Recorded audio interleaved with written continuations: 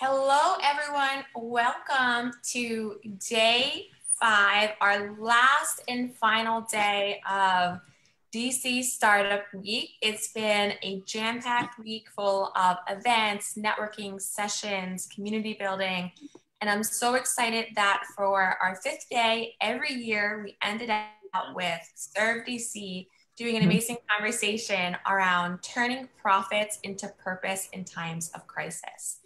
DC Startup Week is a 5-day event every September that focuses on building up the DMV startup and founder ecosystem to help support one another to grow in the entrepreneurial and founder journey. My name is Rachel Kretsky. I am the organizer of DC Startup Week and full-time a founder of a tech startup, UPace. I'm coming to you live from WeWork here in downtown DC.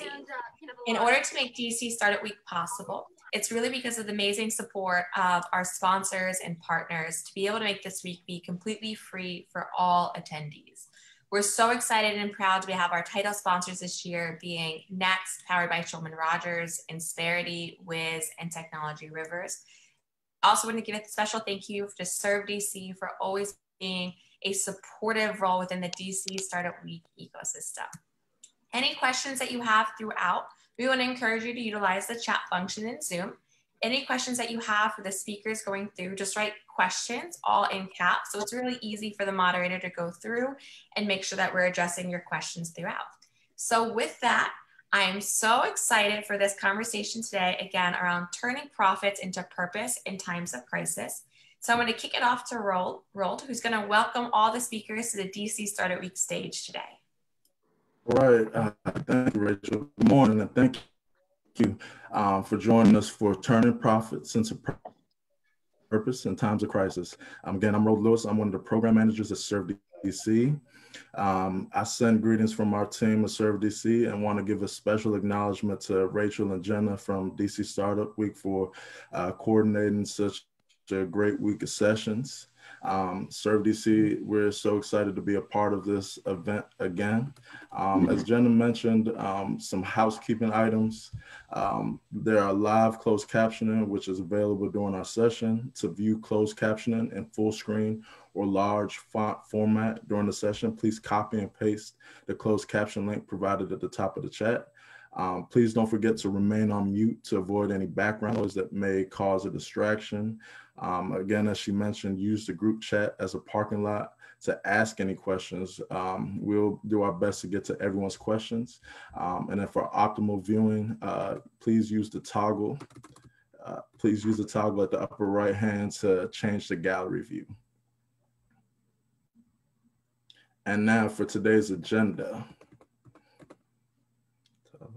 Today we have a power-packed agenda, and it's our hope that you guys walk away with new tools and resources on how to leverage partnerships to serve your community.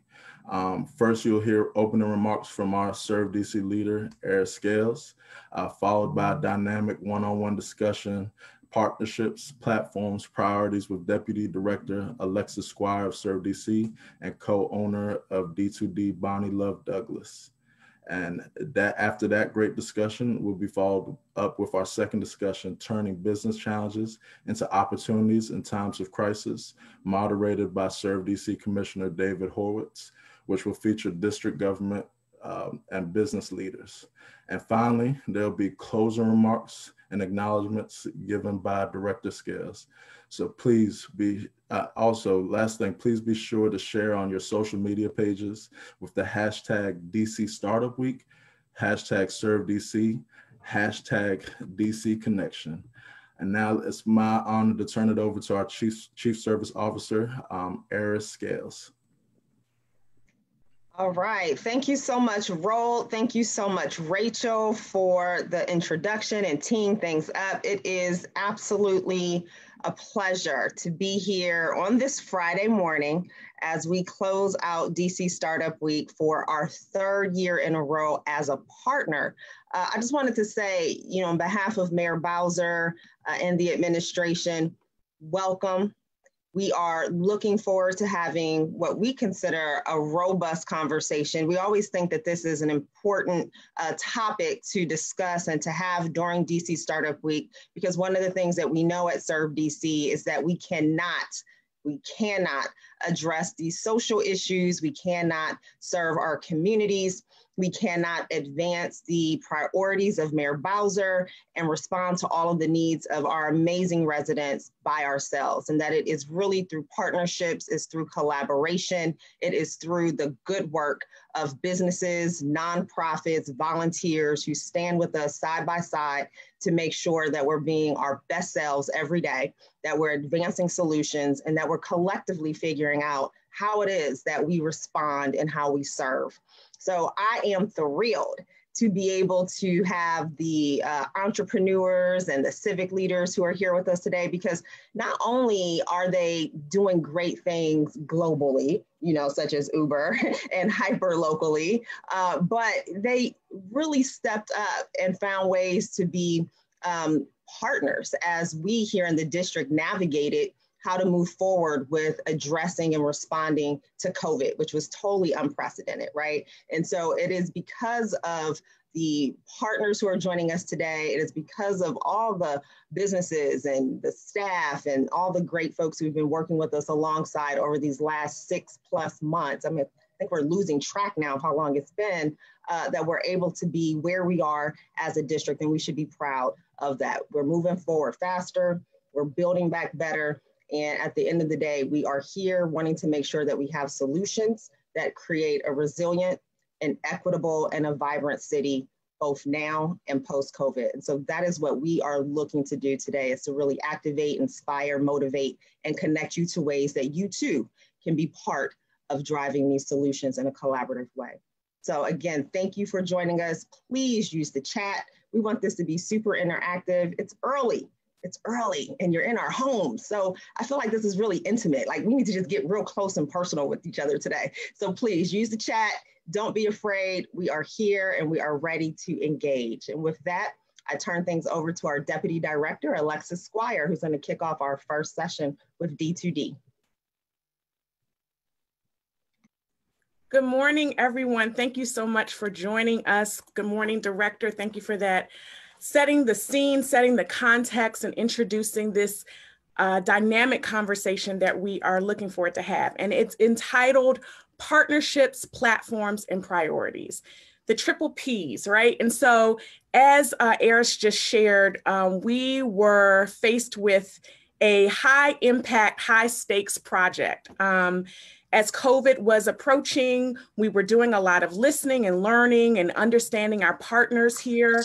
And we wanted to see how could we be of best value for our community, for our residents, and for our nonprofit and philanthropic partners. And so we had a lot of work to do, and we knew that we needed to solicit help. And so this conversation that we're about to have, I'm going to introduce my co-host. And I told everyone earlier as we started, this is going to be podcast style, because we really want to make sure that it is of value to you, that you're really walking away with some key understanding, and we're going to be transparent. And so we're going to talk how a vendor became a partner. And then from that partnership, we were able to really leverage a platform that is of critical use to our residents and to our city. So without further ado, I'm going to introduce to you Miss Bonnie Love Douglas, who is the creative director and co-owner of D2D Creative. D2D is a creative agency that helps mission-based organizations and businesses level up through engaging creative assets. They offer an array of services, including website design, video production, graphic design, and photography. So without further ado, let's introduce our Bonnie Love Douglas. Hi, Bonnie. Hey, Alexis. Thank you so much for having me today. Thank you for joining us. Absolutely. Before we get started, I'm gonna go through 3 of our objectives that we're hoping that you will walk away with from this discussion. and then we'll get started. We'll jump right on in. So the first objective that we are hoping everyone will walk away with is the understanding decision points that led to the creation of and the digital platform of volunteer and donations here in our city for COVID-19. Number two, we want everyone to understand how Serve DC and D2D collaborated and leveraged their stakeholders, their partners, their resources to create this platform. And finally, we want you to understand the value of this volunteer and donations portal and how it was designed and why it was designed and how we plan to activate and amplify service, which is critically important to us, to our district residents. Okay, are you ready, Bonnie? I'm ready. Let's get started. Let's get started. All right, we're gonna keep this fresh. Okay, so I call you, right? And you've gone through the paperwork, all the awarding, everything happens.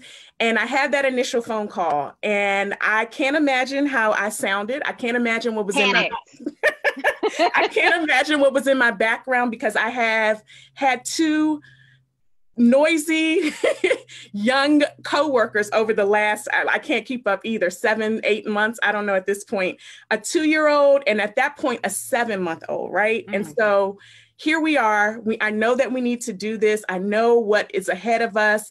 And I say, hey, Bonnie, listen, this is what we need to do. What I know you didn't share with me, but could you share with us now, what is going through your mind? What do you have to evaluate as a business to be able to say, okay, let's move forward? Absolutely. So yes, you had this panic in your voice and I was like, she needs us.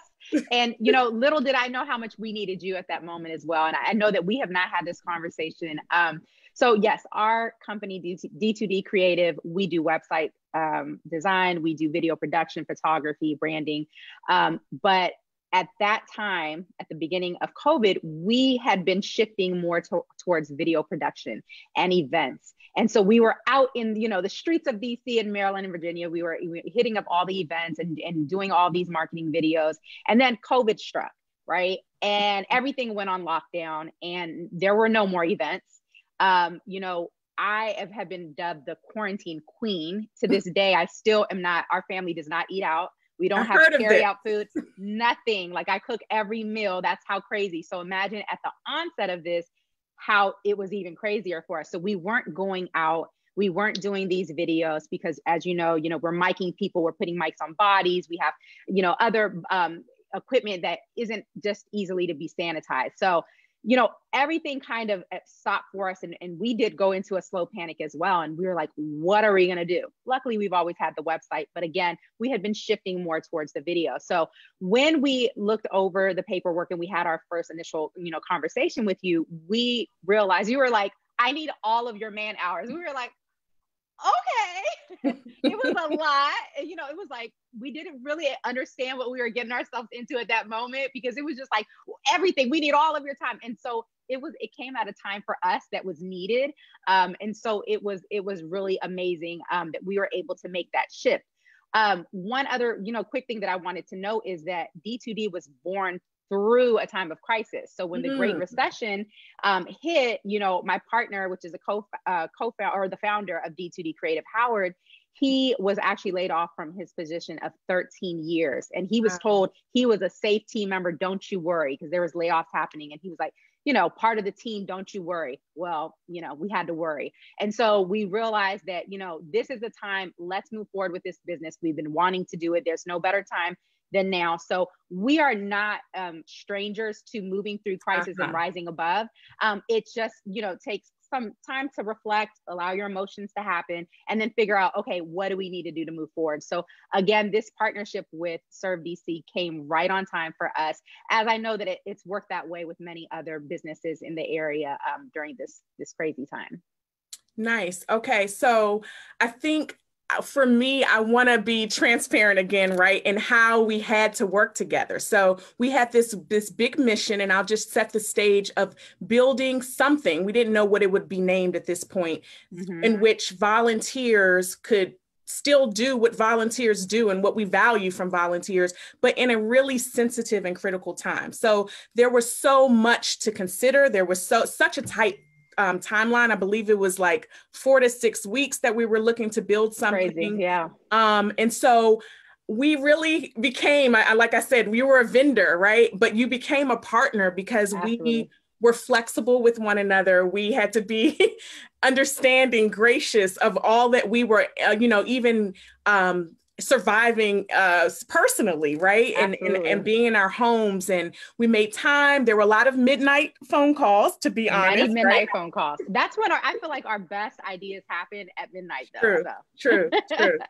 True. So we would be in the middle of making dinner. I would be putting someone down, but we were really getting a great understanding of what was ahead of us and really syncing ourselves, I would say. Absolutely. And I think it's great. One of the things that, has come out of, COVID and quarantine with other, clients, is that everyone is able to really relate. When, back in the day, 6 months ago, or prior, a screaming child in the background was not acceptable. Like, no, this is a professional environment. And now, if I see a baby on your hip, I'm not going to flinch. Like it's just part of my everyday. And that's one of the things that I really, really, I feel like it's just become more of a comfortable, relaxed, everyone gives each other grace. Right. And that absolutely helped us to move forward with this project in the way that it did. We were working crazy hours. Now for us, we're entrepreneurs, so we're no stranger to working crazy hours. Some of our best work comes, at midnight and those times. But I don't get many texts at midnight, except for from my lovely team at Serve DC. But no, it was awesome. But let me, and one other thing I just want to, you absolutely win quarantine boss mom of the year. Like I tell any other client that's on the phone with me and they're like, I have a 4-year-old. I'm like, listen, I have a client that has you beat. Okay. She has a baby and a toddler and she's running things. So, so absolutely. I give props to you. I give props to all the mothers out there that are trying to make ends meet and still have life and, and have all these little bossy coworkers in the background. But I did want to ask you, Alexis, I know when we initially spoke about the project, you said that, the portal was already something that prior to COVID, was already kind of, you were setting up and trying to figure out what can this look like for the district residents? How can we bring more volunteerism? What was it about COVID that inspired you to move forward so quickly with the portal? Yeah, it was aligning, honestly. It was understanding, as I mentioned before, we were doing a lot of listening. We put out an assessment with our nonprofit partners to hear what they were experiencing, especially as it related to volunteer activity.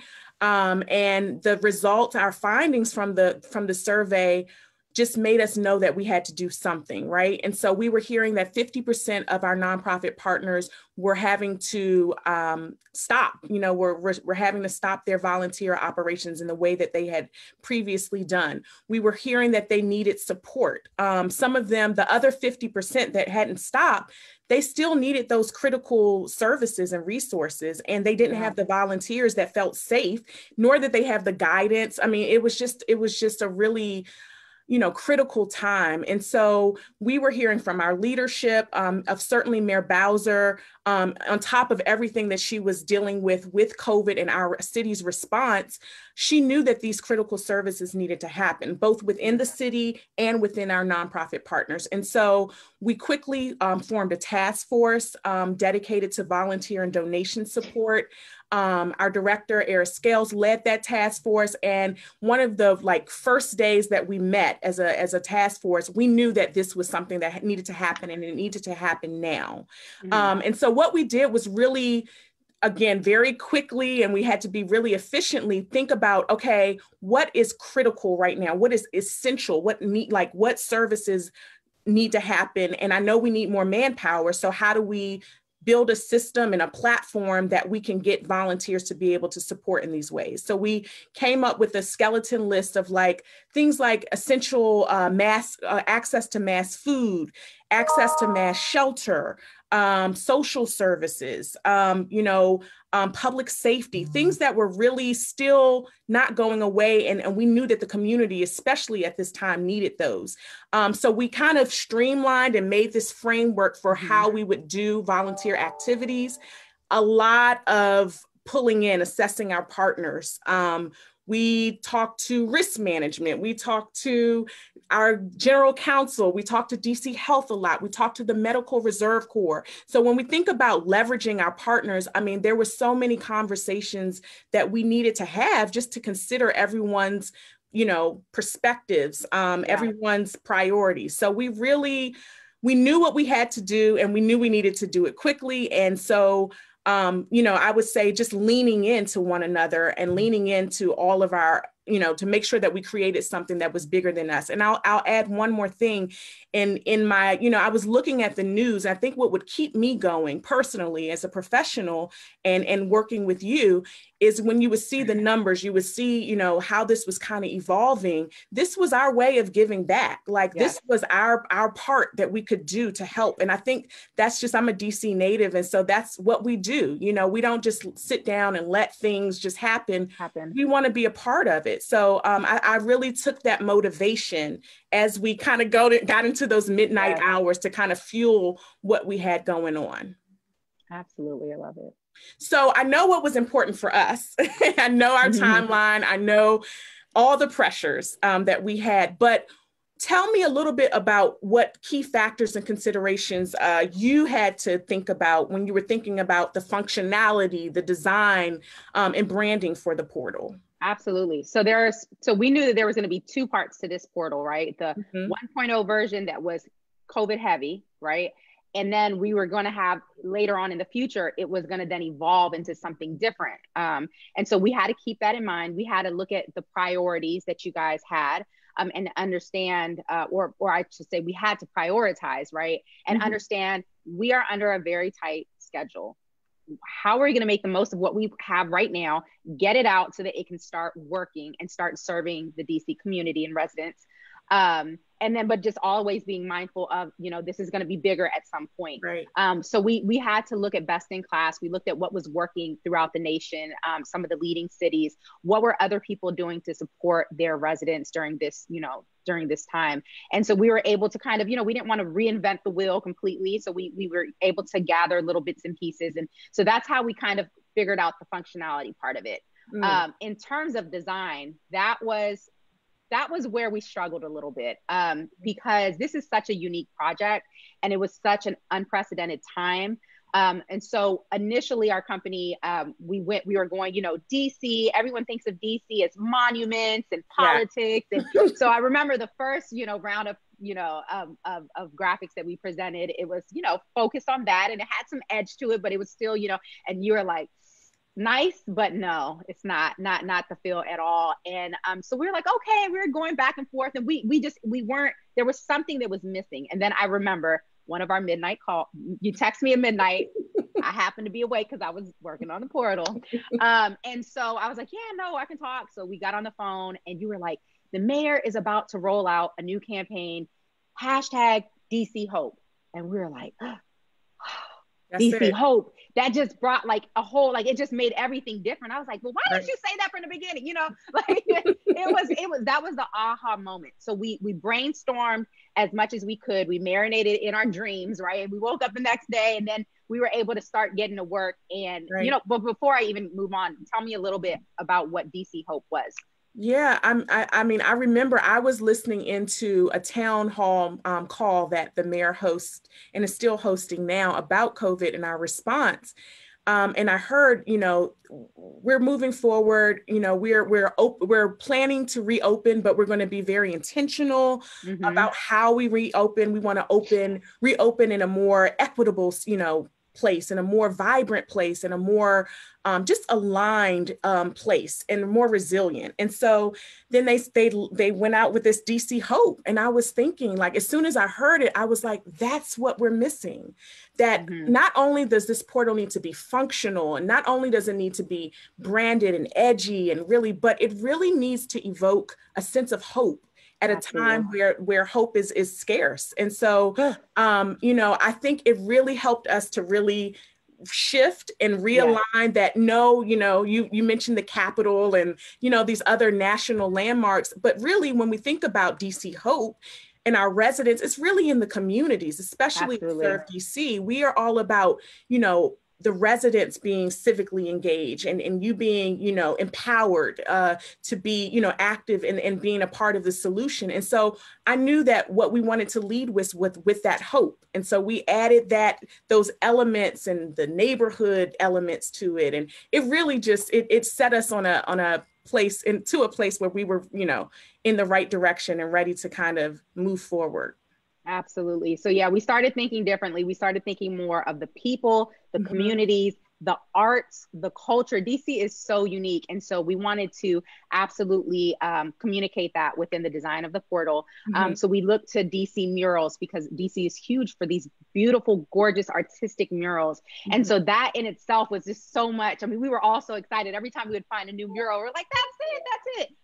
And so the other thing that was a little challenging also is what kind of images of people are you able to use during this time, right? Unprecedented, you go on stock images, you know, we're not doing photo shoots, right? We normally could do some custom branded shoots. We weren't doing that because we weren't really going out and there weren't really people out in the streets to photograph. So looking at stock images, they didn't have great people in masks. So, you know, normally when you think of volunteers, you want smiley people and people that are, you know, look like they're having fun volunteering and they're holding hands and their arms are around each other. And that's just not COVID. So that was a struggle. But again, with the DC Hope, you know, it kind of brought everything together and everything kind of just changed at that time. So that was really, really a great turning point in this project. Right. And I remember we wanted to be sensitive, right, to what you were saying about, like, we didn't want to show too many people because we had, you know, this social distancing things. We wanted to really align with health guidance from our leadership and visually showing that, but we still wanted to show some things just needed to happen. And so we needed the volunteer and we needed that hope for us to lean in together to make it happen. Absolutely. So I think now if we could walk through a couple of pages of the portal so everyone can see this wonderful platform that we're just talking about, we're referencing, that would be great.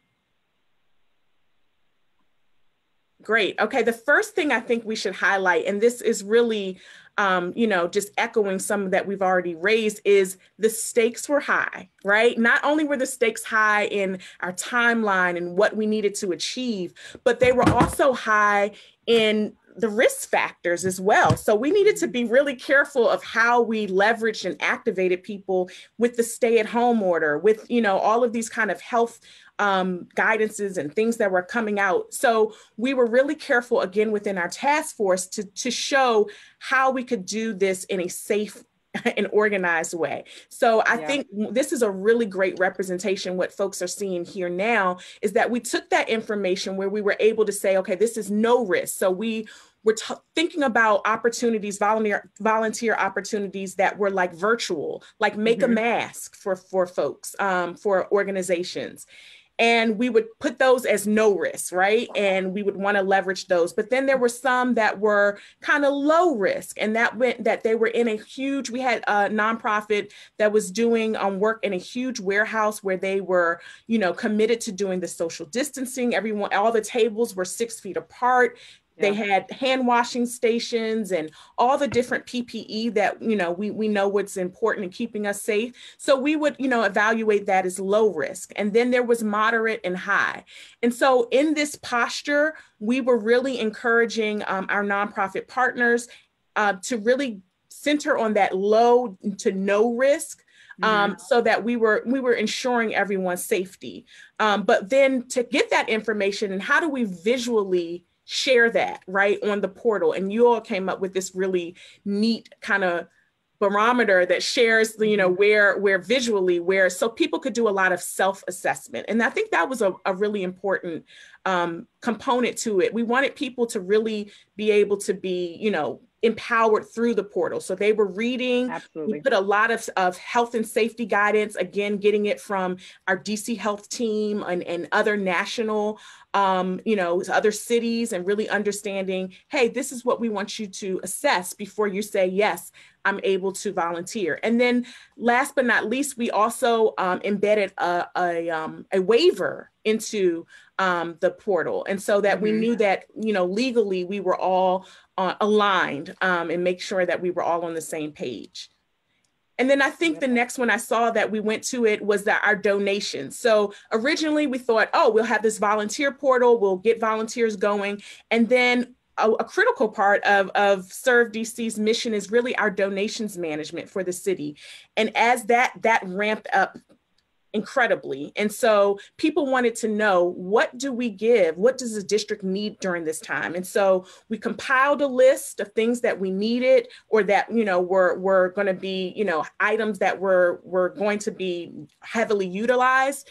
And you all were able to take that and again, add it to the portal in an infographic so that people visually, again, one-stop shop could see, okay, these are the items that are needed within the district to help support the residents. Absolutely. Yeah. And then another key element that we are really proud about in this portal was the program, the organization page. Yeah. Again, we wanted this to be a portal for the people, right? So it wasn't just about Serve DC. It wasn't just about even the residents. It was about this multi-sector partnerships coming together.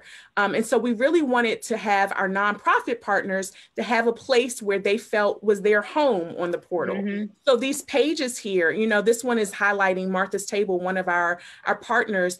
And they could put more about their mission. They could put more about, their location and all their logistics information. And then they could also add a short video there. So it's kind of serving as a microsite, but really just raising their visibility about the great work that they're doing on the ground. Absolutely. This reminds me, going through this reminds me of those many demos that we had. We held demos with stakeholders, some of the partnering agencies, and some volunteers.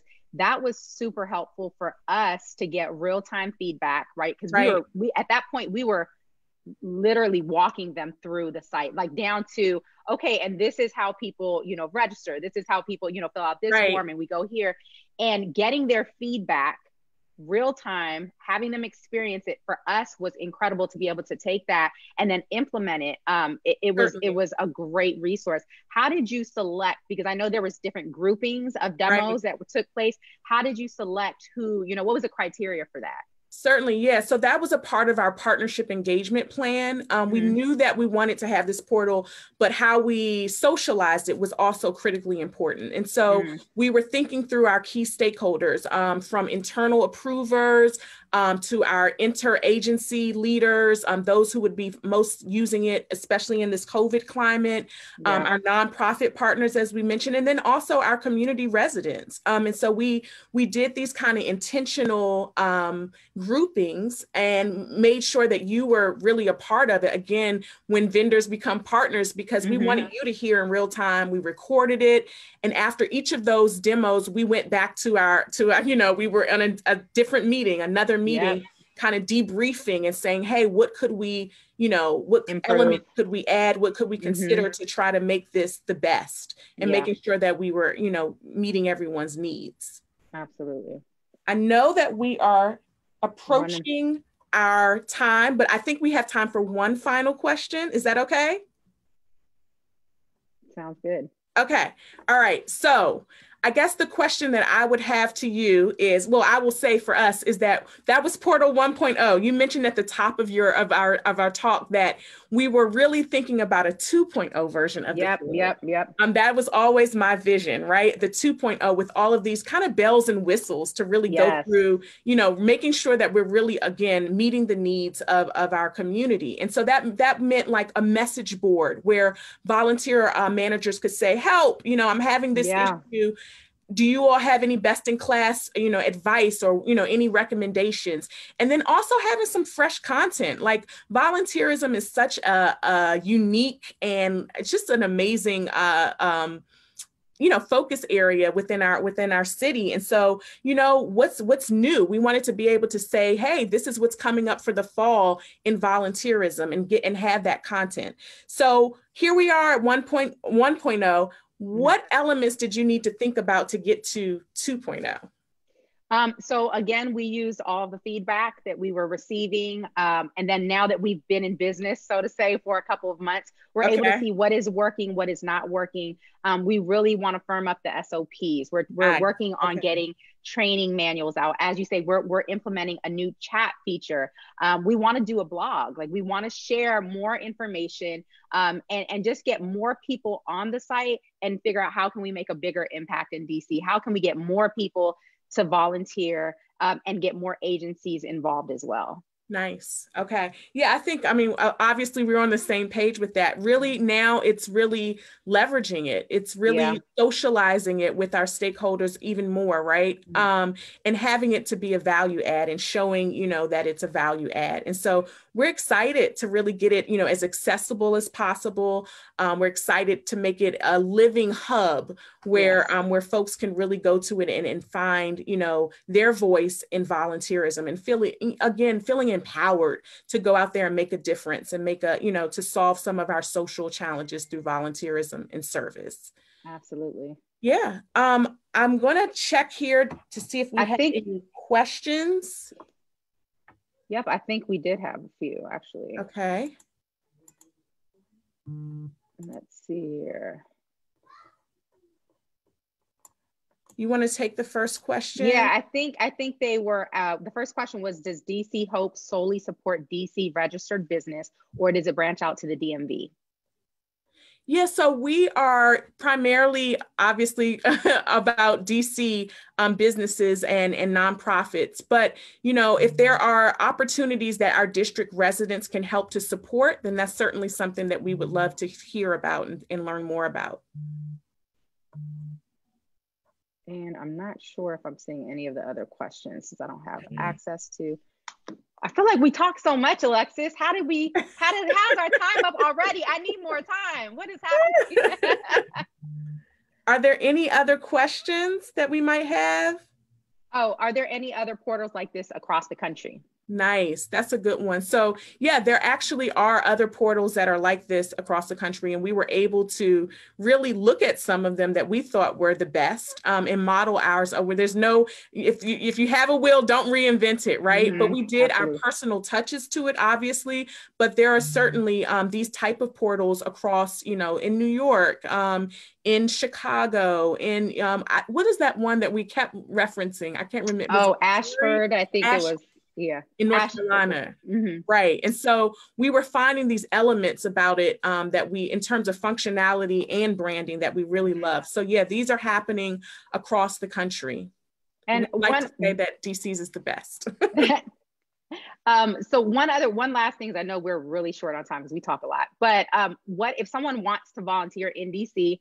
What should they do with the portal? Like, how can they become a volunteer? Yeah, certainly. That's a great question. So if I'm going to put the portal's website here in the chat, so you can certainly take a look, go and register. We'll capture information about what you like, what your interests are, what your skills are, what your availability is. And then you'll see the opportunities that are populated there. But then we'll also have you in our I'm sorry, you think of the word, in our database, yes. And so we would be happy to share additional opportunities with you as they arise. Okay. Are there any other questions? No, I think we are beyond time. Thank you so much, Bonnie. Thank you so much. Thank you for having me. Yeah, not even for today, but seriously, for your partnership. Awesome. We have really grown together, and I really enjoy working with you on this initiative. Likewise. I love Serve DC. I love DC. Thank you so much. Enjoy the rest of your day, everyone. All right. Thank you. Okay. So now we are going to turn it over to our second discussion. We talked about priorities, we talked about platforms, we talked about dealing and leveraging our stakeholders in this unprecedented time. Now we're going to hear from our most civically aligned business leaders who stepped up during these uncertain times. I'm going to turn it over to our dear Commissioner David Horitz. Hey, Alexis. Hi, how are you? Good. How's it going? It's going well. I thought that was an engaging conversation. It excited me. So yeah, I think it's good. Absolutely. Thank you so much for talking with Bonnie about how the district and D2D mobilized really to create a new tool during the pandemic, which seems like a crazy job during a pandemic. It was. And yeah, and I know you were a part of one of our portal demos. So yeah, you really, this is all kind of hitting home for you as a commissioner. Absolutely. Turned out great. Thank you, thank you, thank you. So I'll just do a short handoff. Again, Commissioner David Horitz is a program manager at American Chemical Society, but most importantly, he is one of our commissioners at Serve DC, and he helps to set the vision and direction and support of how we support district residents through service. So without further ado, I will turn it over to you, and looking forward to this rich discussion. Awesome. Thanks, Alexis. All right. So good morning. I'm David Horwitz, and I'm a commissioner for Serve DC. I'm excited to moderate this next panel discussion titled Turning Business Challenges into Opportunities in Times of Crisis, where we'll be discussing social impact strategies employed during the pandemic with our panelists from district government and leaders in the business community. So if we can go to our objectives, we hope this morning's discussion with our panelists will first help you understand the challenges and opportunities that the district and business community considered in initial responses to the pandemic. Second, we're going to help you understand how the district and the business community leaned in to support our first responders and vulnerable communities with access to their resources and services. And lastly, what we really want to do is inspire you and other business leaders to take collective action through collaborative partnerships and social responsibility and innovation techniques to really help solve problems, not just for your business, but for our communities, and especially those in crisis.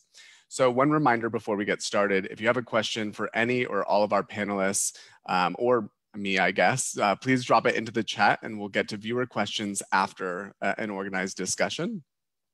And as you can see, we have a very thought-provoking discussion lined up. So now it's my honor to introduce our esteemed panelists. First, we have Eris Scales. She is the Chief Service Officer for the District of Columbia and the Director of Serve DC, the Mayor's Office on Volunteerism and Partnerships. Eris's record of developing public-private partnerships positioned her to raise over $50 million and award over $100 million in grants and subsidies for underinvested communities in Savannah, Atlanta, Chicago, and DC. So in her current capacity, she leads multi-sector relationships and citywide service initiatives to amplify civic engagement. Eris's work has been highlighted on ABC, NBC, Telemundo, Fast Company, Ebony Magazine, The Washington Post, Black Noir, and more. Very, very impressive, Eris. And so I'm very much looking forward to the experience that Eris has to share about the district's response to this pandemic. David, I'm going to bring you around with me everywhere I go so I can get an introduction like that. I would be happy to join you.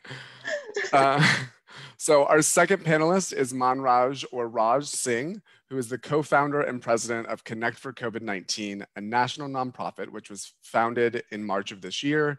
Raj is deeply passionate about improving the access and quality of care for underserved populations. Raj founded Connect for COVID-19 in response to the no visitor restrictions that were implemented in health facilities. So while these restrictions really helped prevent the spread of the coronavirus, it made it impossible for families to interact in really tough times. So Connect for COVID got smart devices into health facilities most affected by the coronavirus so that patients could stay connected. So during today's panel, Raj will discuss how Connect for COVID was able to make such a large impact during this year's pandemic. Our third panelist is Trevor Tennyson, who currently serves as Director of Public Policy and Communications at Uber Technologies. Trevor leads the company's government affairs and communications team for 23 states in South and Southwest regions, including Colorado, Florida, Texas, and Washington, D.C. Trevor is responsible for establishing and building Uber's brand and profile with policymakers and the media. And he's also responsible for ensuring the regulatory frameworks support Uber's products. So this morning, Trevor will tell us how and why Uber donated free rides to essential employees across the region during the pandemic. So last but not least, our fourth panelist is Omar Yamini, who serves as head of business development and operations at the single family real estate agent or firm, W5 Group. There, he leads the firm's marketing, business development, and community outreach efforts.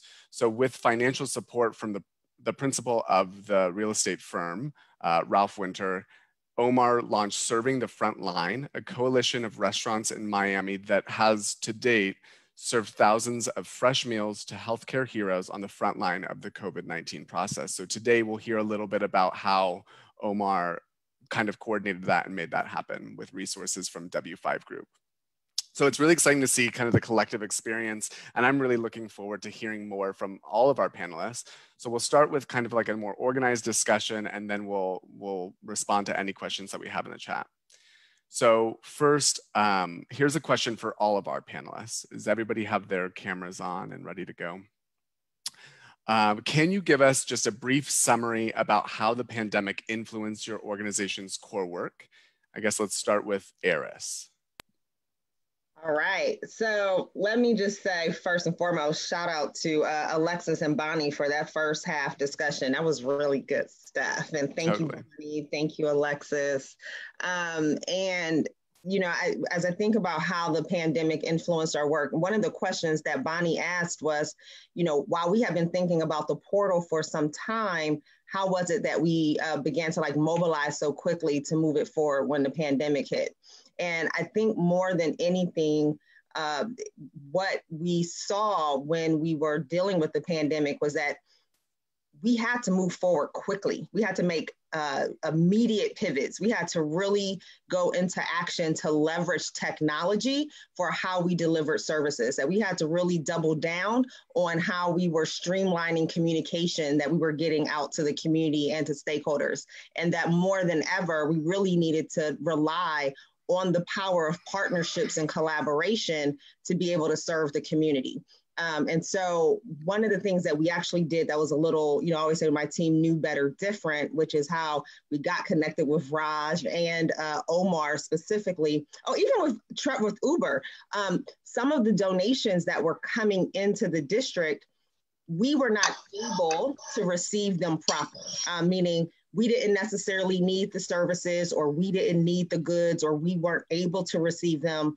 But let's identify community partners and organizations who we knew were in need of support, or when they express what some of their priority or interest areas were to support, let's make sure that we can make those connections. So I think with the pandemic hitting DC, what it really forced us to do was, one, step back and think about how existing resources that we had could be amplified and better utilized. And so we were really focusing on that as a team.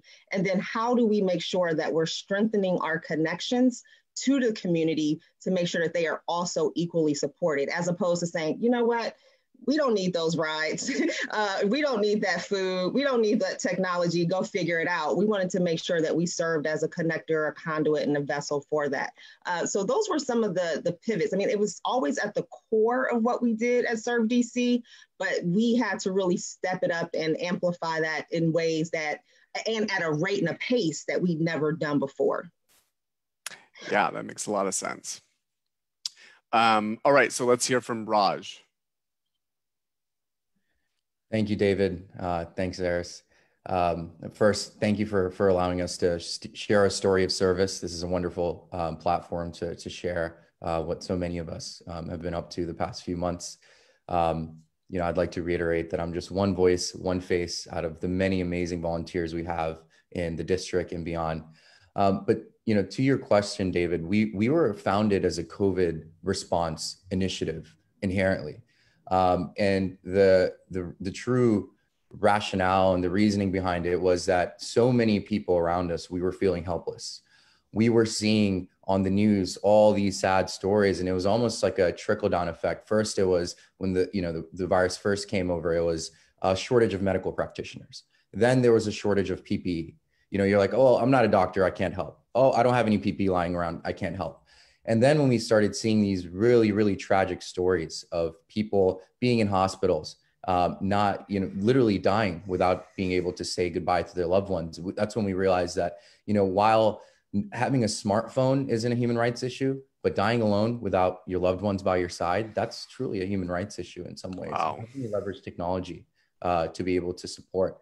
And that's how we were able to loop in so many folks in across the district and beyond that had diverse skill sets. You know, I'm a consultant working in healthcare, but I have many colleagues, friends, associates that are medical students or that are residents, that are clinicians that we're seeing it firsthand. We have folks that were other consultants, people that were journalists, human rights advocates, just a motley crew of folks that came together in response that felt like they had something to contribute, that they would feel like, you know, I'm not just sitting on the bench, sitting on the sidelines, but I'm actively putting something purposeful behind this helplessness that so many of us faced during the pandemic.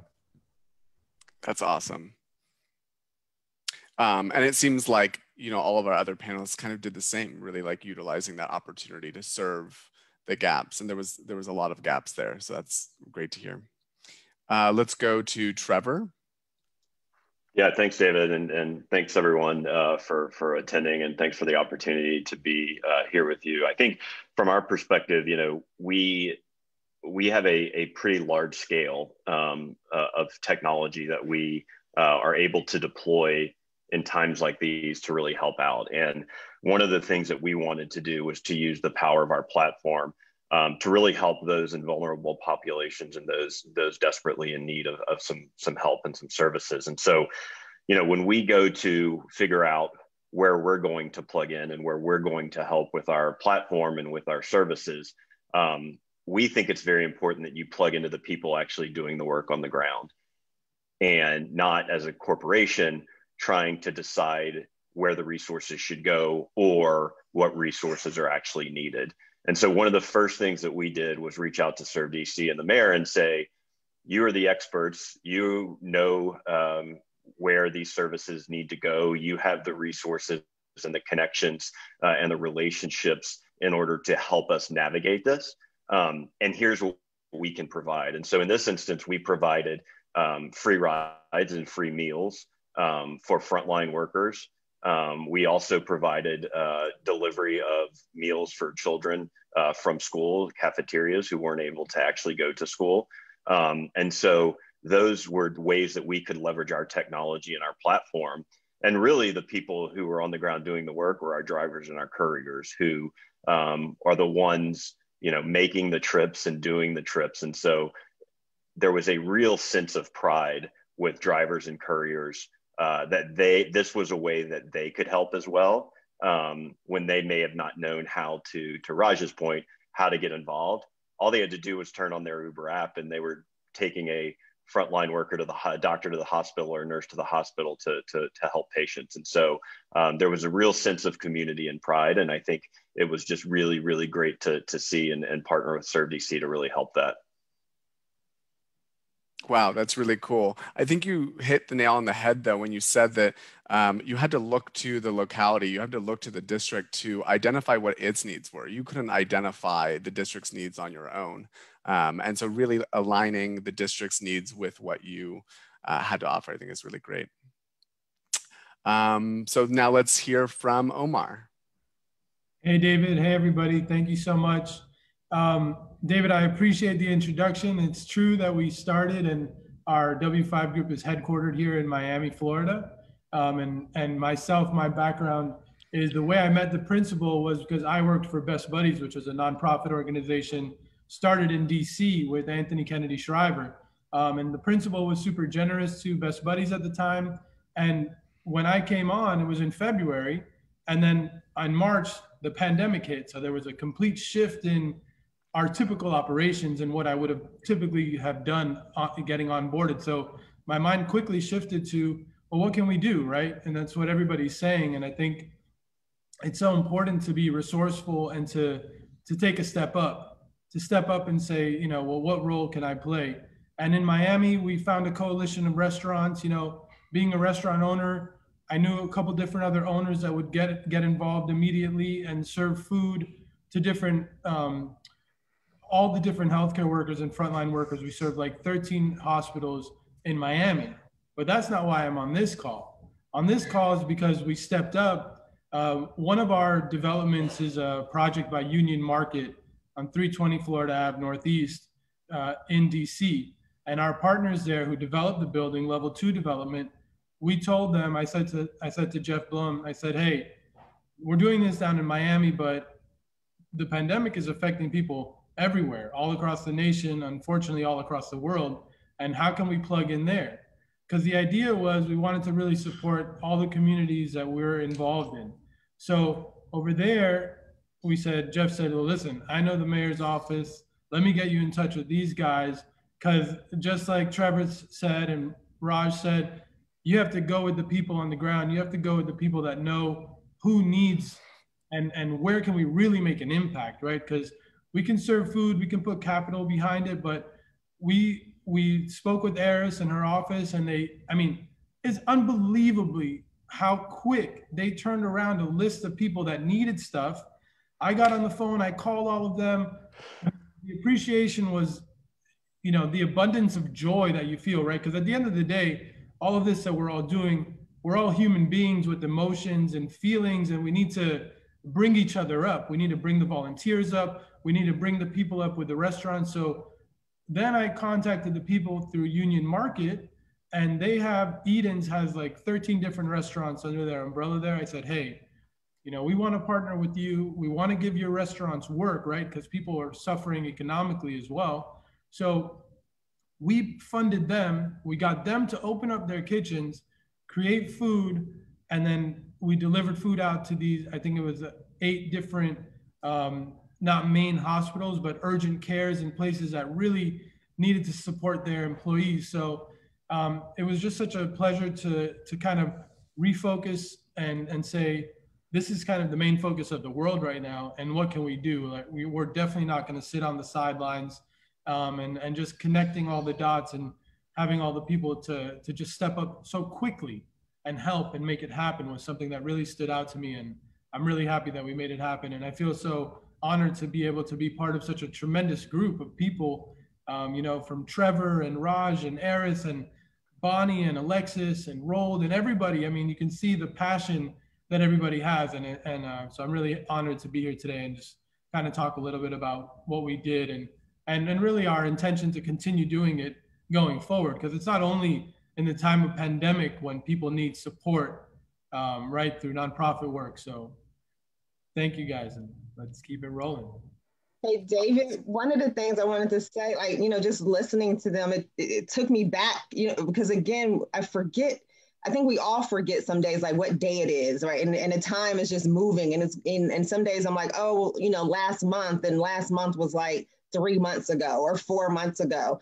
And so even being reminded how each of them stepped up and served and supported us takes me back to that moment. Like when we first got the call or we first got the email. And, as I'm listening, they all exemplify, and what I'm hoping people who are joining us today connect and realize is that at so many different levels and so many different ways we can support, right? So, it's not that we may not all have the global presence and financial backing and resources of an Uber, but, when you hear Raj saying like they're a group of volunteers who came together out of, to respond and to really realize like, wow, people have this kind of digital divide, this technology disconnect. How do we, bring our resources, unused laptops, and we all have these things, and we all have, relationships that we can bring and to leverage. And then when W5 came in, it was like the twofer, because we had at that time so many restaurants who were not functioning, they weren't operational. They were really concerned because now people aren't eating there, people were losing their jobs. So being able to have resources to support those restaurant owners with putting people back to work and being able to keep producing and keeping their spirits up while serving our frontline workers. I mean, there's just so many different ways, right? And so I think more than anything, as we're going through today's conversation, I'm hoping that our participants and people who view this, constantly think around big ways, small ways, and in between ways to support our community. Yeah, absolutely. I think, one thing that I'm going to go out of order a little bit in our organized discussion because I think it makes sense. But, one thing I think that business owners or startups have to kind of weigh is like, how does this affect their bottom line? My question for Omar was, how did you decide like this was going to be good for business and then go ahead and like make that plan of action? Well, there's a twofold thing there, right? Because in one sense, you know, making a charitable contribution is not necessarily always going to help your bottom line. I mean, you know, like Eris said, like not all of us are going to be in the position Trevor is.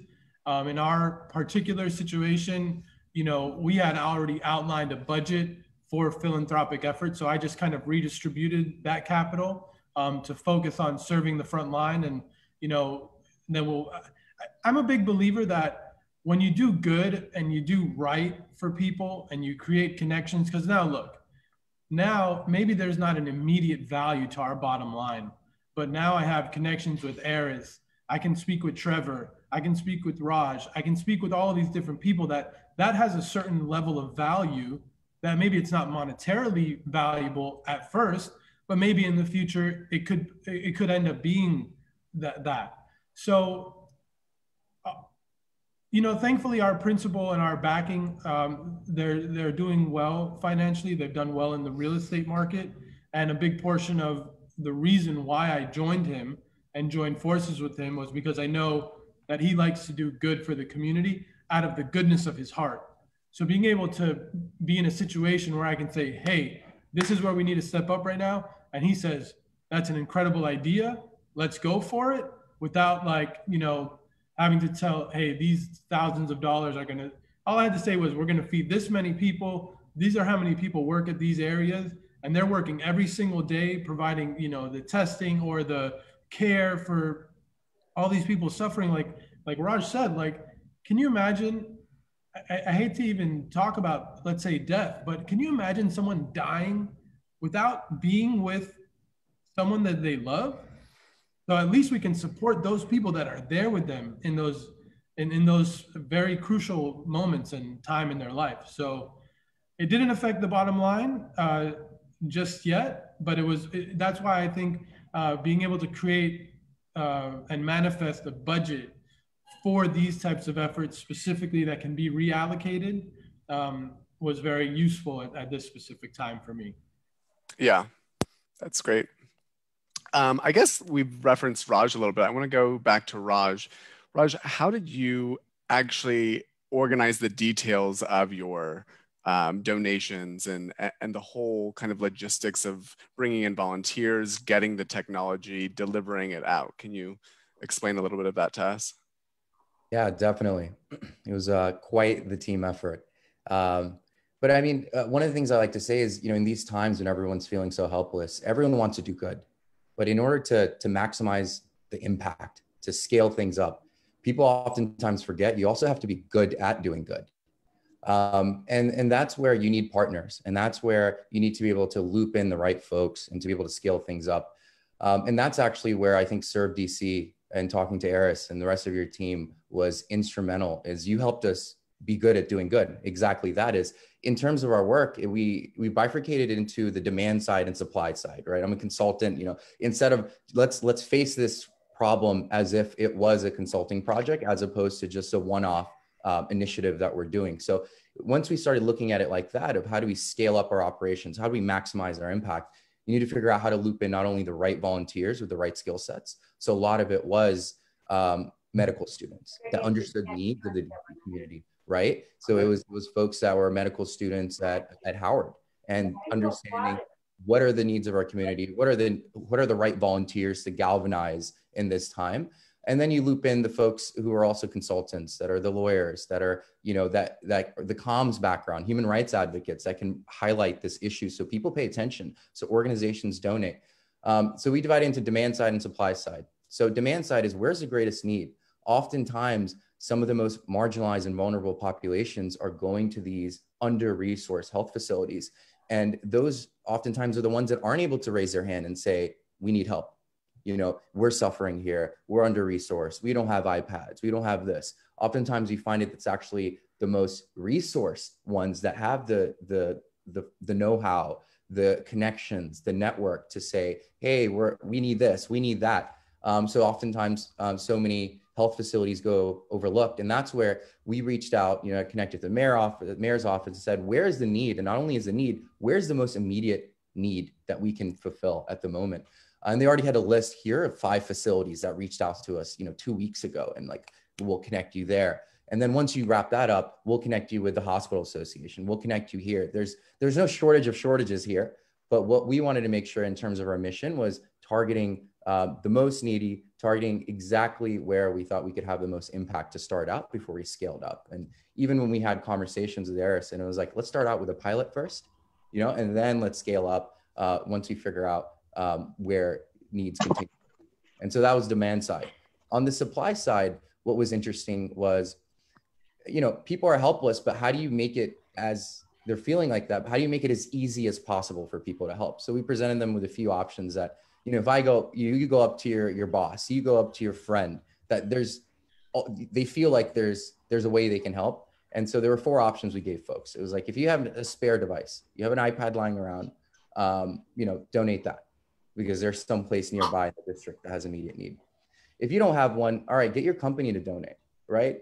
Every company inherently has an IT shop, and the bigger ones have spare iPads, iPhones sort of lying around. So that's how we involved some corporations in the DC area. The third was, if you don't have either and your company doesn't have iPads or anything, like, donate monetarily. We got, discounted, talked to distributors where for $50, we were getting some brand new refurbished tablets that could immediately go into the hands of a patient in need. And the fourth was, if you don't have any of that, spread the word. Everyone's in so many chat groups, so many Slacks now, office, email exchanges, forums, spread the word about this so someone else can help. So when we presented people with those 4 options, everyone felt like they were contributing. And that's how we turned this sort of moment into a movement where everyone was looping in their friends, looping in their buddies. Everyone was just getting excited about just feeling like they could do something. If you're not a medical practitioner, like I said, if you don't have PPE, we can still feel fulfilled and like you're not just sitting on the sidelines, but being active. So that's how we did it. Wow, very powerful. It's interesting to hear like the breakup of like demand versus supply, even when it's like just like a service or a donation process, right? So really like kind of taking the steps to think through what it looks like ahead of time. And then once you have something that looks really good, making it powerful and impactful and inspiring. Very cool. Our next question's for Trevor. Trevor, in general, how did Uber see themselves supporting the community, and how did they make the decision to support first responders? Can you talk a little bit about the decision-making process there? Yeah, I think, from our perspective, whenever we do social impact or response to a disaster or a pandemic in this case, we really want to use our platform and our services. And, we find that since we are providing an essential service in transportation and food delivery, people actually need that in disasters and in pandemic situations. And so, with the decrease in transit service because of the pandemic, we saw ourselves as a good lifeline for people who needed to get around the city who may not have their own vehicles, specifically frontline healthcare workers who needed to get to the hospital to work. And so, that was one way that we saw our ability to plug in directly and pretty quickly, given that we do have, the driver's supply in DC that we do, and are thankful for that. We can get people pretty quickly to where they need to go. And so we were, proud to donate 20,000 free rides to first responders in DC, and worked with the 13 hospitals and the DC Hospital Association, thanks to Eris and her team for that connection, and really plug in right away. And so we've heard some just fantastic stories, like I said, of just those connections. And the beautiful thing about working at Uber, I think too, is we're not just a tech company, but we actually connect people in the real world. And so when you actually have that conversation between that driver and that healthcare worker, and they get to share that moment and that experience of conversation about what's going on, that helps to just spread the community-wide effort on this. So it was kind of beautiful to watch that. I think the other thing too is, you know, like Omar was mentioning, I mean, restaurants have taken a big hit and are taking a big hit. And, you know, the Uber Eats side of the business is booming right now for us. And we see that as a great opportunity to give back to restaurants as well. And so we were proud to generate more demand, hopefully, to those restaurants by cutting down our service and delivery fees to 0 delivery fees in the district for quite some time for small and medium-sized businesses and restaurants, which really helped to spur demand and generate more orders to those restaurants. And so, you know, when we look, like I said, when we look to plug in certain situations, we really want to use the service that we have instead of just writing a check, which is great in some instances. We actually have a vital service that people can use, and how do we leverage that to impact the most people at scale? Well, it sounds like it was also an opportunity. There was a gap in your business even, right? And there was an opportunity to fill the need for others during a time when maybe Uber's business wasn't kind of growing or accelerating. Yeah, it's a great point. I mean, I think one of the things that we saw is, you know, our rides business took about an 80% hit and is still down significantly in a lot of cities, although it's coming back.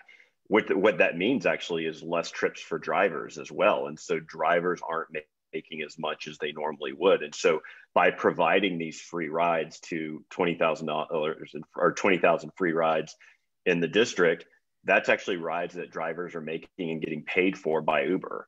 And so it also is another way to put money in the pockets of drivers and couriers who are out there trying to find, you know, a way to earn revenue and earn income.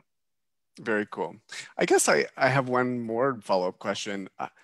At the beginning of the pandemic, I think we were really concerned with how do things spread the virus. I wonder what kind of risk assessment took place at Uber to think like, okay, well, we can still provide rides to healthcare workers, even though like we don't know what this looks like yet. Yeah, no, it's a great point. I mean, that's why we have prioritized safety above all else right now. I mean, I think specifically if drivers and riders don't feel safe, then they're not going to use the service. And that's going to be obviously a bigger impact to our bottom line, but also just prevent people from going to where they need. And so we've committed $50 million to purchase PPE, which we are currently distributing to drivers throughout the country. We're actually even mailing PPE to drivers' homes if they need it, if they can't pick it up at a location. And the other thing using technology is we recently rolled out a new product, which is super cool, which we have a mandated policy for masks for both drivers and riders. And we've recently created a new tech feature where the driver and riders both have to take a selfie of themselves wearing a mask before they can take a trip. And so if you have a complaint, if a driver says, hey, this rider was not wearing a mask, or the rider says, hey, this driver wasn't wearing a mask, before you can take your next Uber trip, you actually have to go into the app, take a selfie of yourself wearing a mask, and then your app actually grants you access. So those sort of kind of last minute, how do we enforce this? Let's create a tech solution has been really, really fun to work on. Yeah, very cool. Okay, our last kind of question for just an individual is for Eris. So as the district's chief service officer, what are the most successful partnerships that you've seen? And then how are organizations best actualizing our DC values?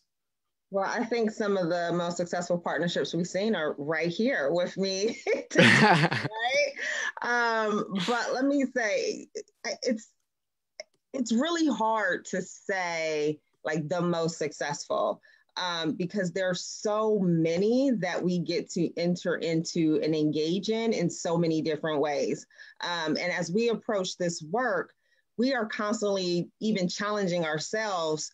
How do we define partners, right? How do we define collaboration and service? Again, we look at volunteers as partners. We look at donors as partners. We look at our nonprofits who collaborate with us on initiatives as partners. And so there's definitely been an array of partnerships at various degrees that we've entered into that have been really wonderful. And I'm saying like who we have here today totally represents some of those. But what I will say is because there's so many different ways to partner with Serve DC, so many different ways to partner with the district, that what we want to continuously do is articulate how you partner with us and make it a process that is easy, and a process that brings value. And I don't even want to use the word process, right? An experience that's easy and an experience that brings value. And so I'm constantly encouraging people to follow us on social media. You know, all of our information is public in terms of how to contact or email us. We definitely hyped up our portal today. And not only on that portal do we promote volunteer opportunities, but we also promote opportunities for people to make donations, not just to the district, but also to organizations or to other great foundations in the area, like the Community Foundation or United Way, who have funds that are also being responsive to community needs during COVID. And then we're also continuing to amplify a lot of what we call like mutual aid or neighbor to neighbor opportunities, where, you know, David, you may have some resources that you want to connect to people in your community. And so, you know, everyone doesn't have a platform to be able to do that. We've created a platform for you to be able to do that. So I think, again, the partnerships look so many different ways. We've had many organizations that we've worked with. You know, as I look at our portfolio of work around AmeriCorps, you know, we have City Year, who's in our schools day in and day out, making sure that our students are taken care of. We have organizations like the Center for Nonprofit Advancement, who make sure that we are supporting nonprofits here by way of capacity building and support. We've had great collaborations with JP Morgan Chase around financial empowerment and literacy for, you know, residents. So I could go on, but really it's more about wanting to make sure that people understand that we're here to support them, we're here to serve them.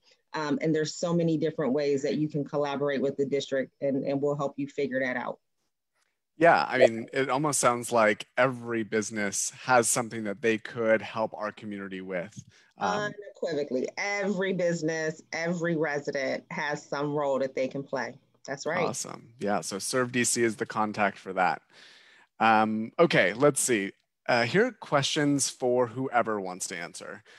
So when we see so many businesses suffering due to the crisis, what advice would you give other business owners or startups to stay afloat, or even better yet, turn this challenge into an opportunity?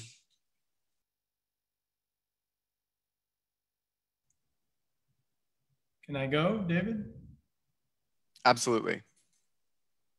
I think the main thing is to, you know, you need to have your core values as a company and what you really specialize in and what you focus on. But then, you know, crisis creates opportunity, right? But you have to be creative to try to figure out, there's always a need, right? And Raj, I think, was talking about supply and demand. So when things shift, and especially we saw such a major shift, you know, how can you come up to provide something that so many people need? You know, and I wanted to tie that back into, I was thinking about it as everyone was talking about how that affected our bottom line. So after the fact, maybe 2 or 3 months later, you know, we sent out a special, once Union Market was kind of back open and operational a bit, then Edens, who controls all the restaurants there, sent a special promotion to the tenants at our building.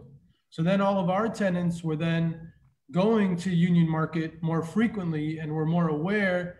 And they, I think, felt proud of the fact that the landlord of their building was, you know, working with the community and getting involved with them. And then they were bringing more business to Union Market. And then we ended up getting, you know, a lot more referrals from our tenants to come to our building. So I think, you know, what advice I would give is what critical decisions, you know, you need to make is just really being able to think outside of the box, being able to think how you can, you know, shift what your main focus is. Like our main focus is our investment team. What deals can we possibly get into? How do we evaluate them? Doing our due diligence. But then, you know, we went outside of that main focus and partnered with the city, partnered with the thing, and now our building in Union Market is leased up and doing better than ever. So I think the main thing is just being able to kind of shift and being creative, maybe talking to people that are outside of your company, getting advice, consulting with people. We're a small family office, so all of us wear so many hats and really have to, play so many different parts in moving it forward. But I think that that's one of the main things I've taken with all my different jobs in my career, and how I've been able to make an impact in different areas and really bringing people together. When you give people ideas, to bring them together and get excited, like Raj sent out that list of 4 different ways you could get involved. Because maybe I don't have my iPad right here, but my friend does have an iPad in his big company that has 50 or 100 people there, So I think that's really, really an important tactic, I would say.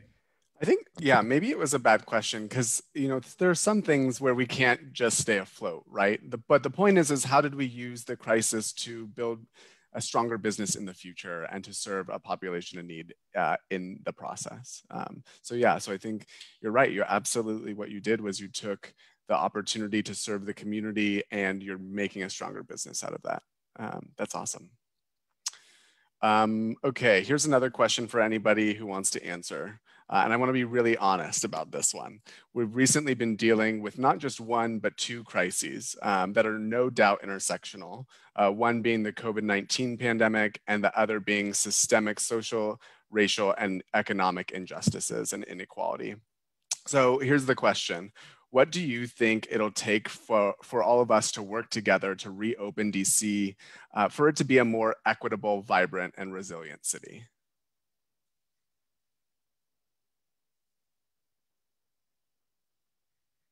Tough question. I'm always happy to talk about that, but I was going to allow my colleagues to take a stab at it before I bring my 2 cents. But we've definitely, it's interesting because we've been having these series of conversations essentially, and kind of tools and tactics that we've been deploying externally through a series that we have called Ready for Recovery. And Ready for Recovery, the last conversation will be on the 29th.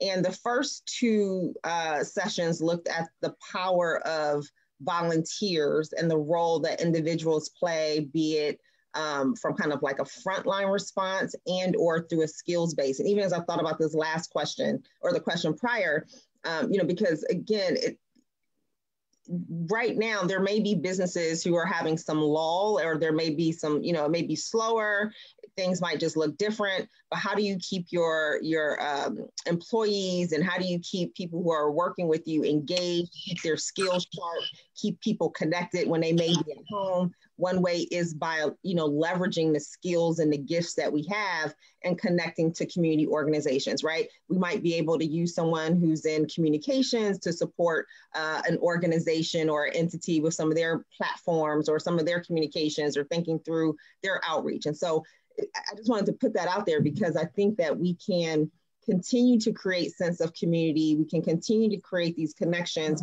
and help employees stay sharp and help employees stay active and engaged, and an extension of the values and an extension of the priorities of businesses and entities by connecting them to nonprofits and government and organizations who need additional support.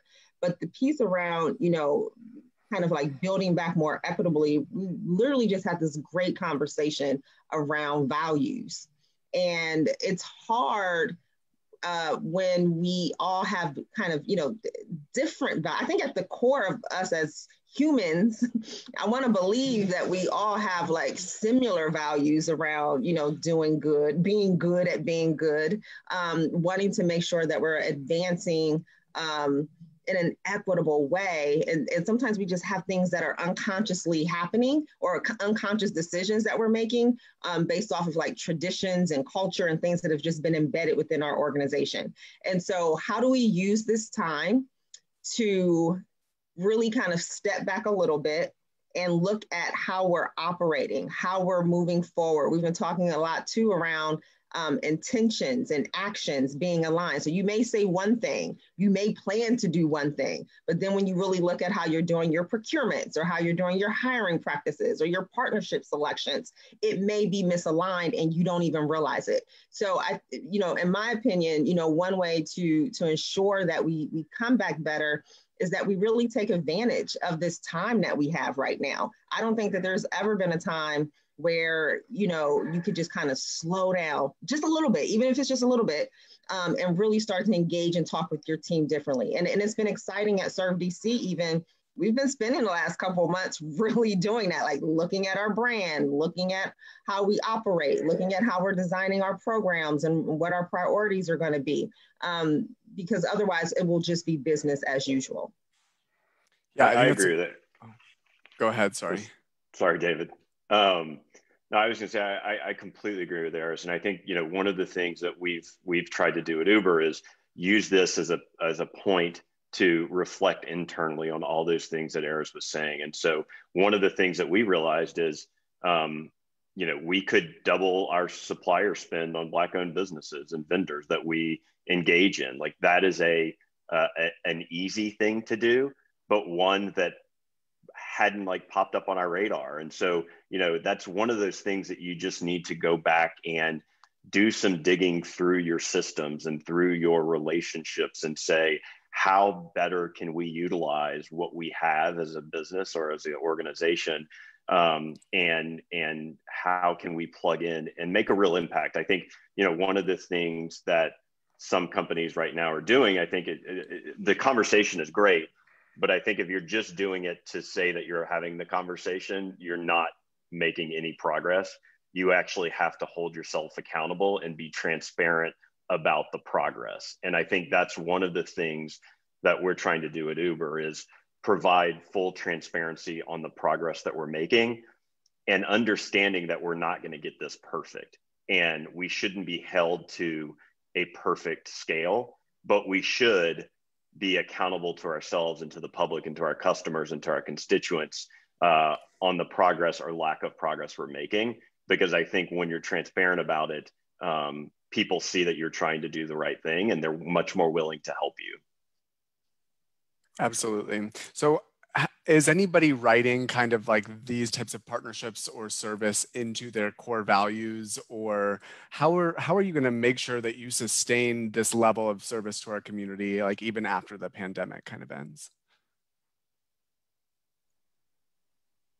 I mean, within our company, there's 3 companies we always support that are nonprofits that are community-based. I mean, one is really, this doesn't have to do with the pandemic, but supporting people with intellectual and developmental disabilities. It's also in that conversation of being equitable and providing opportunities that, all people, should really have. So it's all of these areas of people that are treated more unfairly should be brought up and treated the same as every human being. Every human being is the same. So, for us, it's just always having our core philanthropic efforts and then always being in tune. Now, what I decided and presented was that we should always see what's happening in our community or in one of the communities that we operate in and see where can we support at a, kind of like a current event. Where can we really, provide that support? And so that's something that I look forward to always doing. I mean, just in regards to the other major situation that we've dealt with in our country, I think that, we need leaders like Eris, we need leaders like Trevor that are providing that transparency and for me, Black Lives Matter, they've always mattered.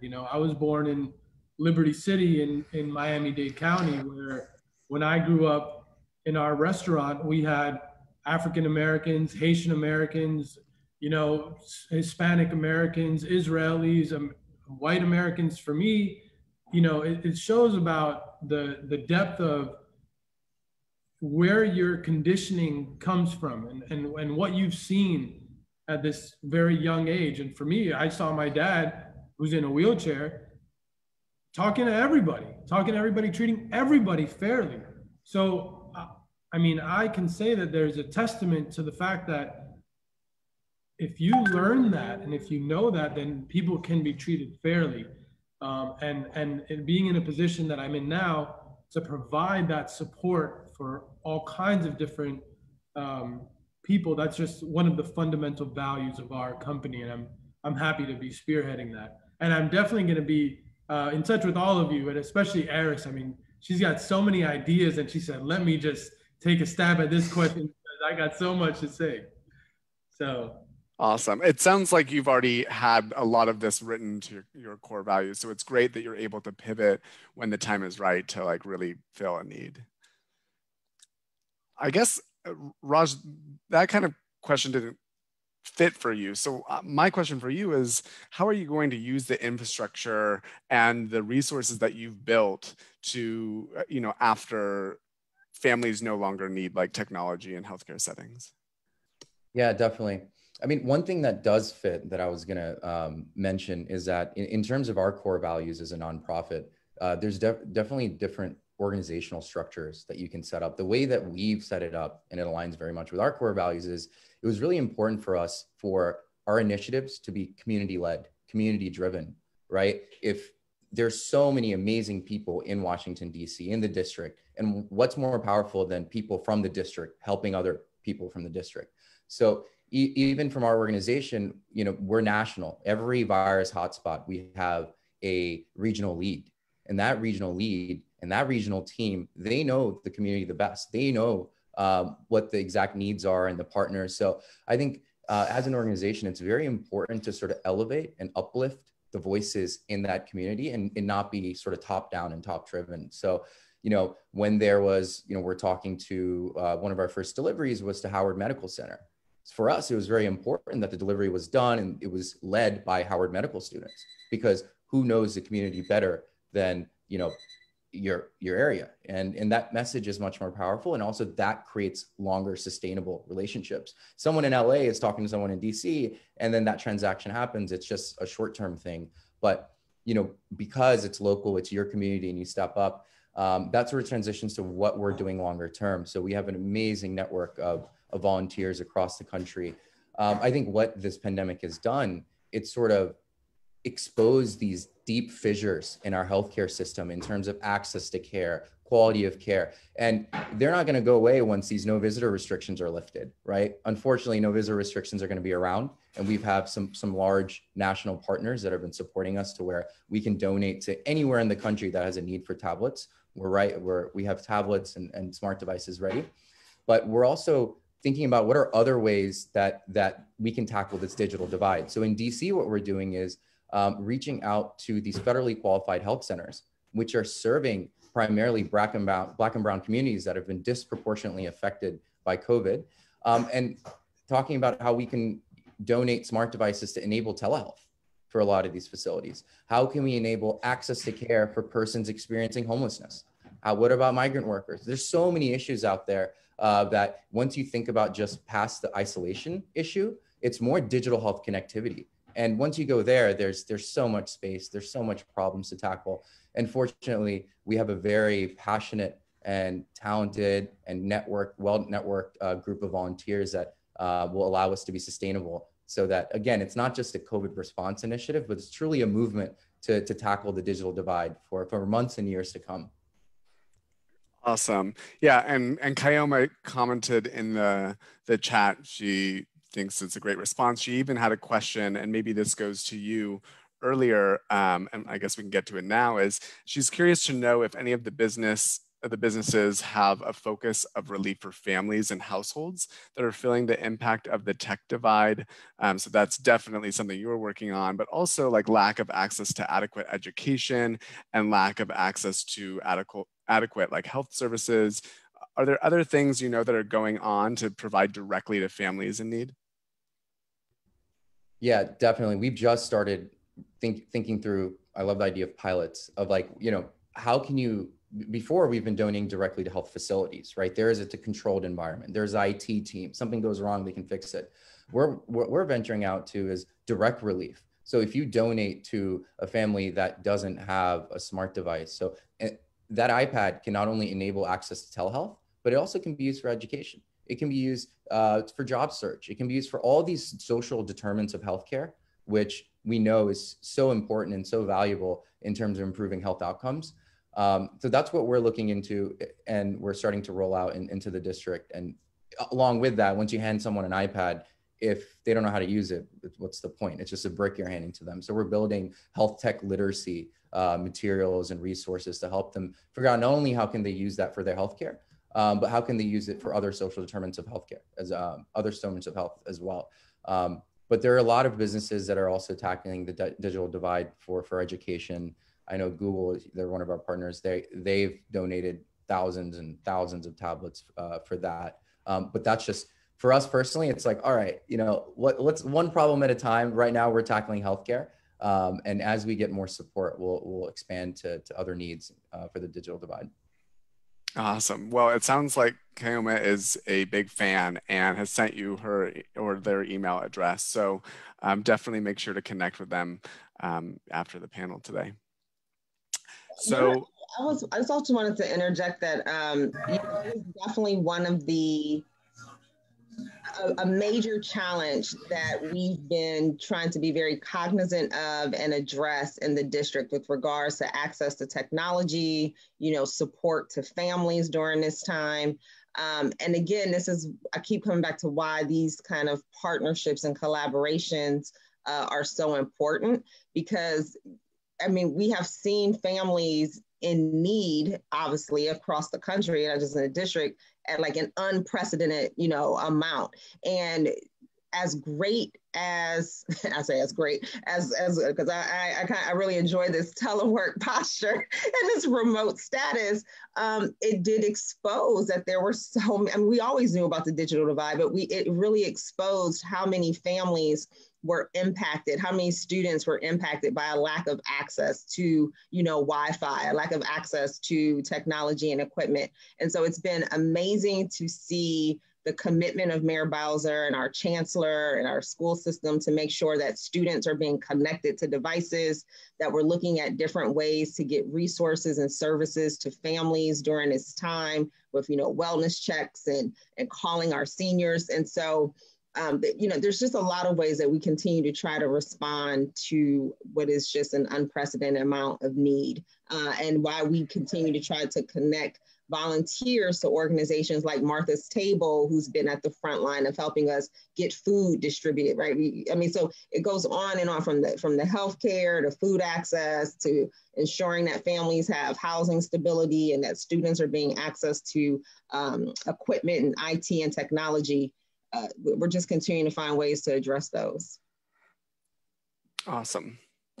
I guess as we kind of wrap up, can we think about what you might do to continue to sustain the partnership that you've built now, or what you might do in the future based on what you did this time around? I just want to interject really quickly and say, for Eris and Raj, both of you, I'm very interested. Raj, what you're doing is incredible, man. And when I talk about being creative and being resourceful, you are the definition of that. So I really applaud you and everything that you're doing. If there's something that I can do to support your efforts in DC or wherever it may grow to, I'm always open to doing that. And Eris, you got my cell phone. You can call me anytime if there's something that we can do. Our company is looking to expand a little bit further into DC, and just having alignment with great people.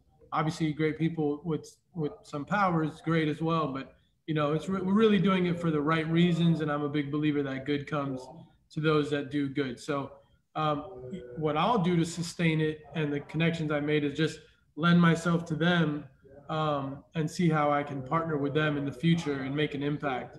I think the tech divide is huge, and it's something that I'd love to be able to help address. And anything Eris has up her sleeve, I'd be interested to hear about. So awesome. Omar, we're going to hold you to that. Hold me to it, man. I'll fly out to DC. I'm game. Awesome. Okay, we have about 4 minutes left. Does anybody have any final thoughts about how they're feeling or what they're hoping to achieve, or maybe just some words of wisdom for whoever's on the line listening in? I have a question. I was going to throw it to Trevor too, but go ahead, Trevor. Well, I'll just say, I mean, I just think to your last point, David, I think it's, this is a good moment that has coalesced a lot of good people trying to do good work, but we can't let the momentum slip. And I think, continuing to make these relationships and keep them up and have a pulse on the community. And I think that's where Eris and ServDC come in. I mean, if we can continue to find new ways to innovate and partner long after hopefully the coronavirus is gone, there will still be needs, and figuring out what those needs are and staying close to them is super important, I think, for everybody. Absolutely.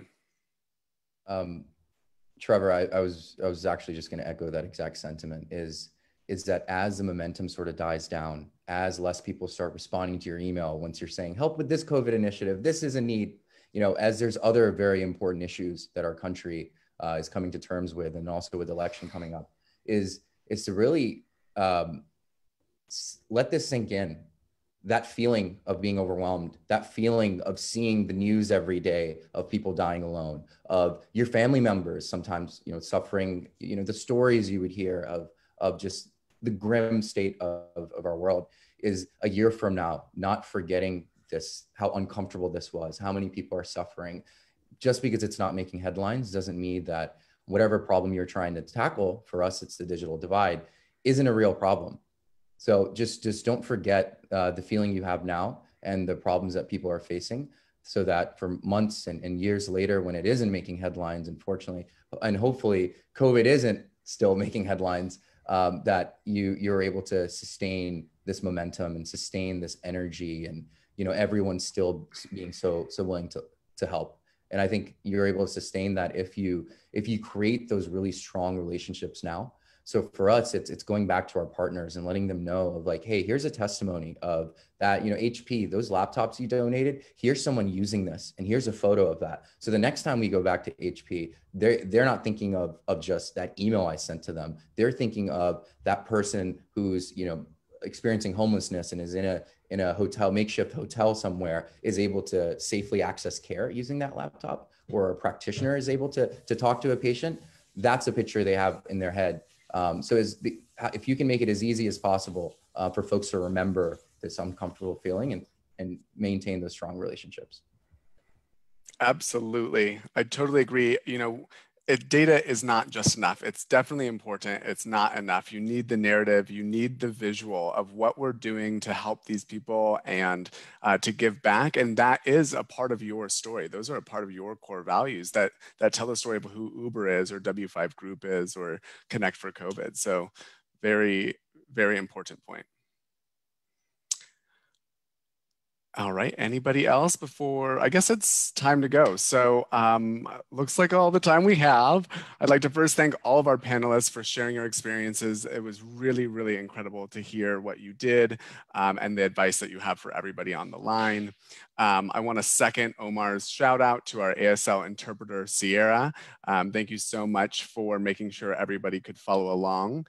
And last but not least, I want to thank ServDC and the Mayor's Office on Volunteerism and Partnerships for sponsoring this panel. It was really a great chat. So with that, I'd like to turn it back over to Director. Oh, yeah. I just want to shout you out too for being such an excellent moderator, and keeping it flowing and being flexible and understanding what we all needed to have a productive conversation. So really good job by David. So thank you. Thank you, Omar. Okay.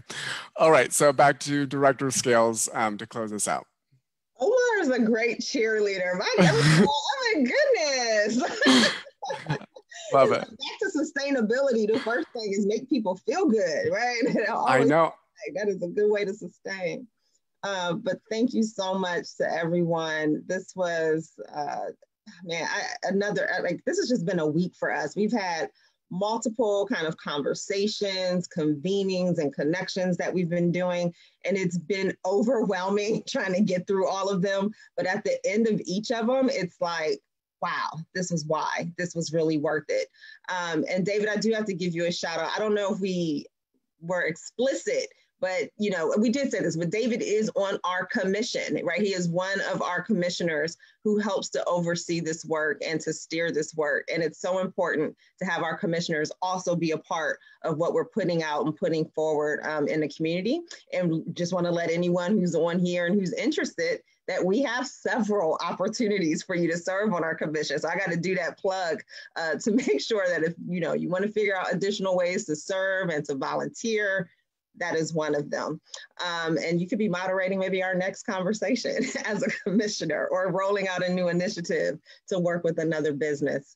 But again, I do want to say thank you. One of the things that I've been saying at the close of many of our discussions and opportunities is that it really doesn't matter if you're in a classroom, if you're in the boardroom, right? If you're in Congress Heights, which is here in Ward 8, or if you're in the halls of Congress, like every single one of us plays a role in addressing and advancing and combating a lot of these challenges and opportunities that we have here. So I want to encourage you again to continue to stay connected to our work via our social media outlets, via our newsletters, via our website. It is the best way to figure out what our priorities are. It's the best way to understand when opportunities are presenting themselves and you can insert yourself or we're calling on you. It's just really critical that we have you at the table with us. And I hope you see that we value, the support that we receive from our partners, that we value the support that we receive from our residents and our volunteers, and we cannot do it without you. So thank you, DC Startup Week, for allowing us to be part of this opportunity again. Thank you again to Trevor, Raj, David, Bonnie, Alexis, Omar, and the entire team at ServeDC who worked to make sure that we had a great, excellent production and conversation. So with that, I say good day and goodbye. And we'll see you next time. Next year, Rachel. Yes, hopefully in person. Thank you so much. Yes. RS, as well as the whole ServeDC team for putting together what a wonderful conversation today. Again, we're in day 5 of DC Startup Week. We're coming upon some great talks and sessions going on. 11, Ask Me Anything with the founder, Scott Case, leading a great conversation. At 12, Increase Your Chances for Success, Choosing the Right Partners, as well as The Power of Words, How Words Are Action. And then we have a networking event at 1 p.m. And then we're closing off the day with our pitch competition. 5 startups are going to battle it out for cash and in-kind prizes. So stay tuned at 2 p.m. of who's going to win this pitch competition this year. Thank you, everyone. Again, thank you, RS. Thank you, ServeDC team. You guys have been amazing, and we're looking forward to next year again. Next year, 2021, Friday, 9 a.m. You guys will be back. Thank you. Thanks so much, everyone. Enjoy your day. Thank you all. Thank you all.